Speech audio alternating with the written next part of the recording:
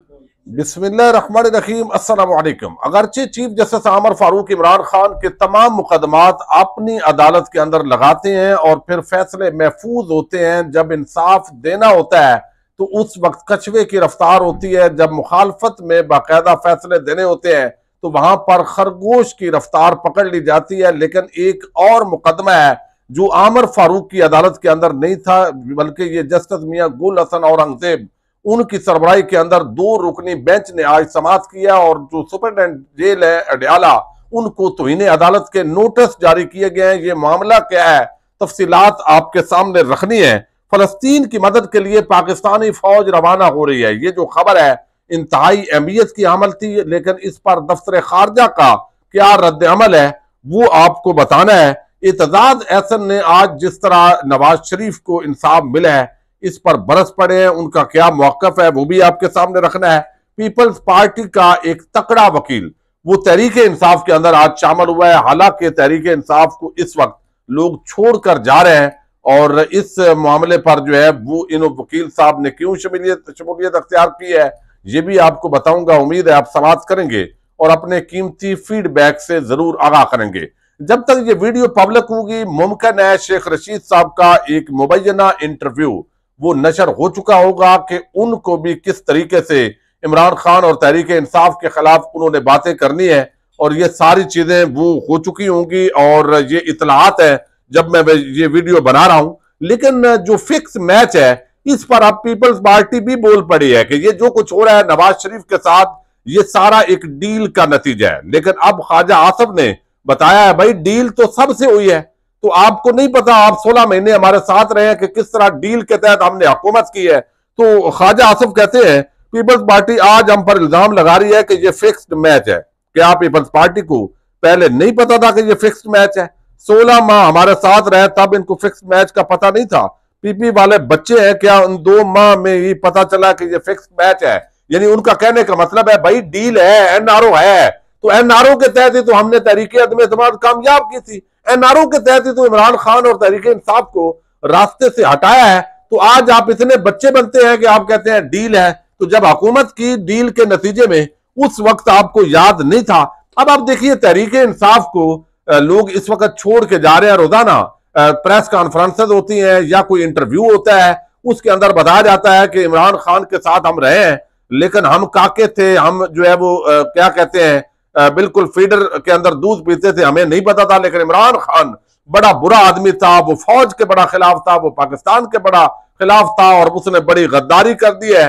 लेकिन अब वो लोग तहरीक इंसाफ को छोड़ रहे हैं। दूसरी तरफ पीपल्स पार्टी के एक पुराने और तकड़े वकील हैं जो बड़ा अरसा नजरियाती वर्कर के तौर पर मैदान के अंदर रहे हैं और ये इस वक्त उन्होंने एहसास किया है कि ये जो इस वक्त इमरान खान के साथ ज्यादती हो रही है यही भुट्टो के साथ भी ज्यादती हुई, यही मामलात होते हैं। और अब चूंकि तहरीक इंसाफ ने आगे जो वकला है उन्हीं को उम्मीदवार के तौर पर भी सामने लाना है, तो तहरीक इंसाफ के अंदर जो है वो कहते हैं कि इन हालात में जब हर कोई लाताल्लुकी कर रहा है तो पीपल्स पार्टी के दरीना रहनुमा है और ये लाहौर के साबिक सदर भी हैं ख्वाजा आसिफ जावेद बट, उन्होंने आज तहरीक इंसाफ के अंदर शमूलियत अख्तियार की है और उनका यह कहना है कि इमरान खान डट कर खड़ा है अपने नजरिए पर, फिक्र पर, और बाकी जिस तरह डील एनआरओ ले रहे हैं पीपल्स पार्टी वाले भी और नून लीग वाले भी, वो मैं समझता हूं आइन और कानून वो कहते हैं कि उसका खिलवाड़ कर रहे हैं।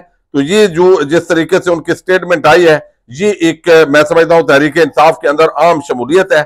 लेकिन दूसरी तरफ जो है वो एतजाज एहसन ने जो मौकफ दिया है वो एतजाज एहसन का जो मौकफ है वो बड़ा अजीब है जो मैंने आपके सामने रखना है।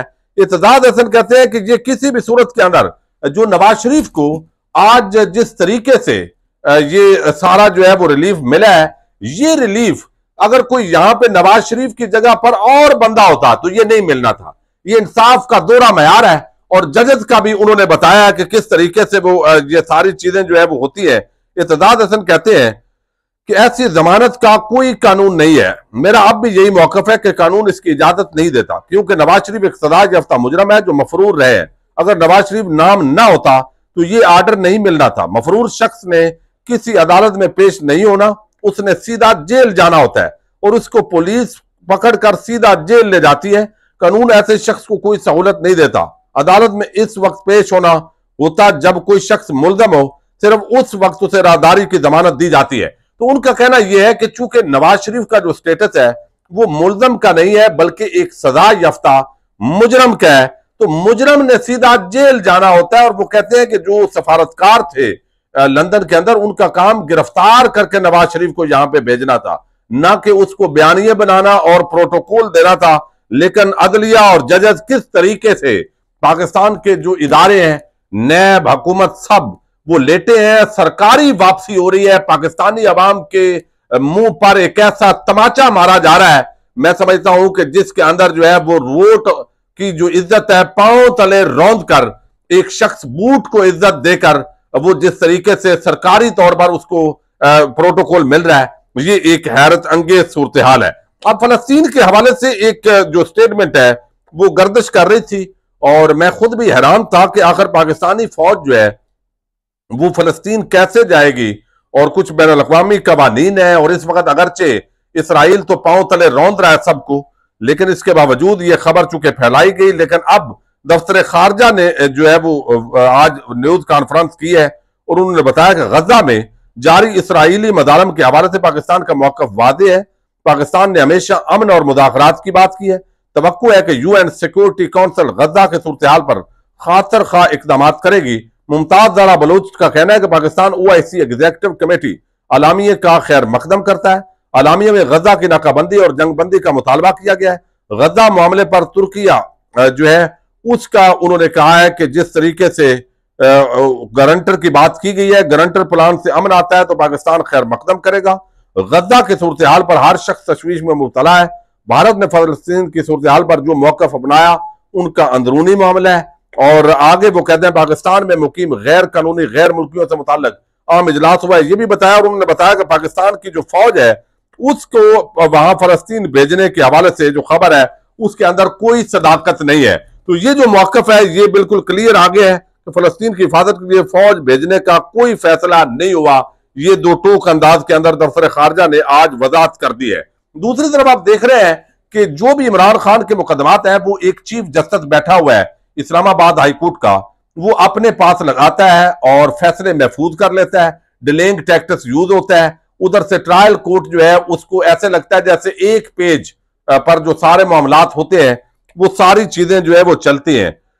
अब इसके अंदर इस्लामाबाद हाईकोर्ट ने चेयरमैन PTI इमरान खान को जेल में सहूलियात फराहमी केस के अंदर आज सुपरिटेंडेंट अडयाला जेल को शोकाज नोटिस जारी किया गया है। तो ये अभी तौहीन अदालत की इब्तदा है। शोकाज नोटिस जो जारी किया गया इसके अंदर कहा गया है, ये जस्टिस मियां गुल हसन औरंगजेब और जस्टिस अरबाब मोहम्मद तार ने इसकी समाअत की है।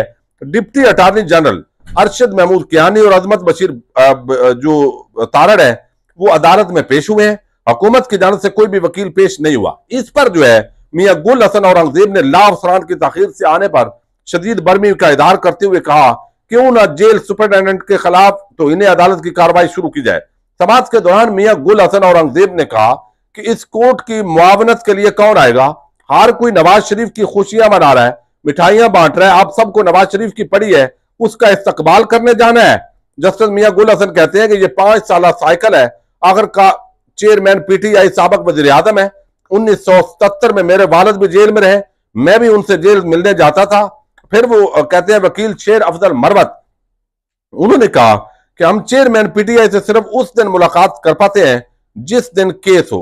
उस दिन भी मुलाकात डब्बे नुमा पिंजरे में होती है। हमने एक शेड्यूल बनाया है जिसके तहत हमें मुलाकात की इजाजत दी जाए। मियां गुल हसन ने कहा कि शेड्यूल हमें दिखा दें।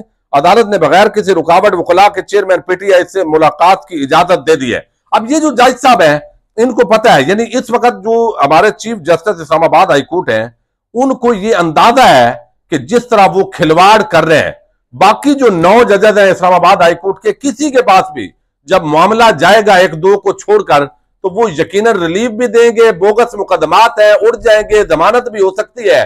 तो चूंकि वो इस पूरे खेल का बगैर एक आम खिलाड़ी है, आम किरदार है, ये जितना भी इस वक्त सर्कल चल रहा है पाकिस्तान के अंदर उसके एक आम खिलाड़ी मुबैना तौर पर चीफ जस्टिस इस्लामाबाद हाईकोर्ट है।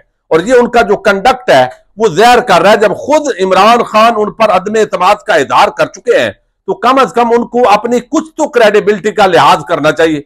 लेकिन वो चिमटे हुए हैं इमरान खान के मुकदमात को, क्योंकि वो इस के गेम के पूरे बड़े खिलाड़ी के तौर पर उनको जिक्र किया जाता है, समझा जाता है। तो अब इन मामलात के अंदर वो अपने पास तमाम केसेस रखते हैं, दूसरों के पास वो केसेस जो है वो नहीं जाने देते।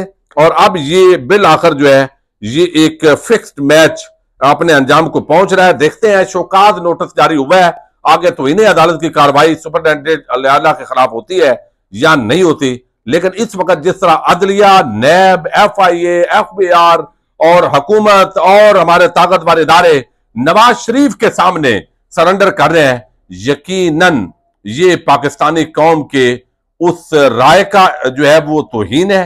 और जो इस वक्त सबसे बड़ी सियासी जमात को इंतकाम का निशाना बनाया जा रहा है, तो ये पाकिस्तानियों से जिस तरह इंतकाम लिया जा रहा है, खुदा न खास्ता ये हालात बेहतरी की तरफ जाने की बजाय खराबी की तरफ आइंदा जो आने वाले अरसा है उसके अंदर दिखाई दे रहे हैं। देखते हैं क्या मामलात आगे बढ़ते हैं। इजाजत दीजिएगा, अल्लाह हाफिज।